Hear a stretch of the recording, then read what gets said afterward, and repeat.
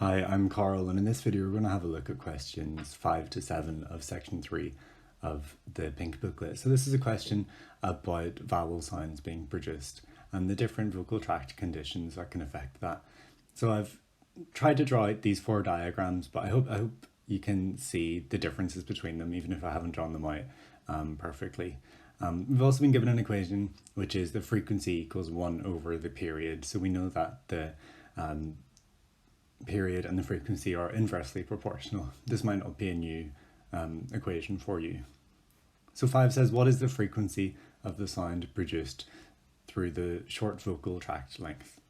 So the short vocal tract length, we're not actually given on the diagram the period between the different sounds being produced. But we're told that all the graphs are drawn to the same scale, so we can take it from the long vocal tract length that the gap between the 2 peaks here is going to be 8 milliseconds.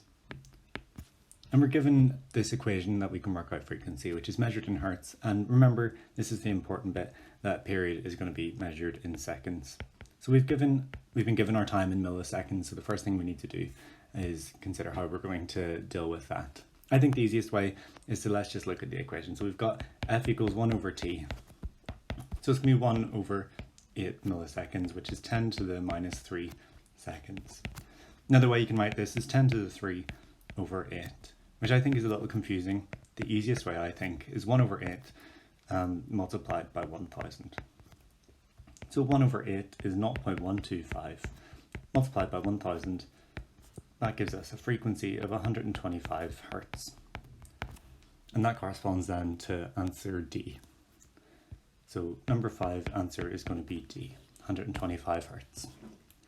If we look at 6, then it says compared with a long vocal tract length. For a short vocal tract, what happens?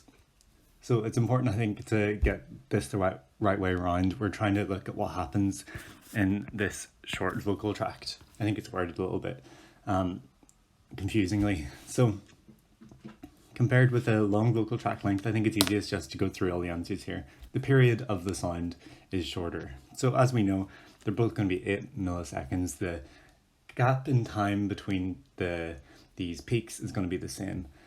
So the period is going to be the same. So it's not going to be A. B says the resonance decays much more slowly. So that would be true for this one. As you can see, these spikes sort of remain quite tall, whereas here they quickly get quite small.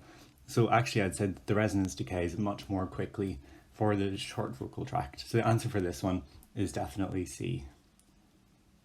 But if we were to just wanting to rule it out, let's have a look at answer D. It says the frequency of the sound emitted is higher. So again, this sort of comes back to answer A. The period is going to be the same, and therefore the frequency is going to be the same. So comparing the resonance, we can see that it does reduce much more quickly. The amplitude of the lines after each of the spikes reduces a lot more quickly in the short vocal tract than in the long vocal tract. So the answer for number 6 is going to be C. Let's write that down here. 6 is going to be C. And then finally, number 7, a longer vocal tract length and a faster glottal pulse will result in a period. And then we're given a couple of different options. So we're looking at a longer vocal tract length. So that's again looking at this graph, and a shorter on a faster glottal pulse rate. Okay, so if we were to look at option A, and I think again with this sort of question when you're comparing things, it's easier just to go through all the different answers. A says the period would decrease and the resonance would last longer. So with a longer vocal tract, we would expect the resonance to last longer. And what about the period? So the period would decrease with a faster glottal pulse. That's going to be a different, or the opposite to what you'd consider if you were looking at frequency. So you can see that the frequency is higher for a faster glottal pulse rate, but that means that the period is going to be shorter. So we're going to have a period decrease and an increase in this resonance. So the answer for this one is going to be A. But just to go through them all, let's talk about why the other answers are wrong. So it says for answer B that the period would increase. So a faster glottal pulse rate means that the frequency increases, not the period. So you need to remember that frequency and period are inversely proportional. That's what this equation tells us. C says that the period would decrease, which we know is true, and the resonance would reduce more quickly. We can see that in a shorter vocal tract length, which is this graph here, that the resonance does reduce much more quickly. We can see how these lines are a lot smaller in amplitude than these ones right after the bigger pulse. So we can see that the resonance reduces much more slowly with a longer vocal tract length. So that's sort of the opposite of what we want.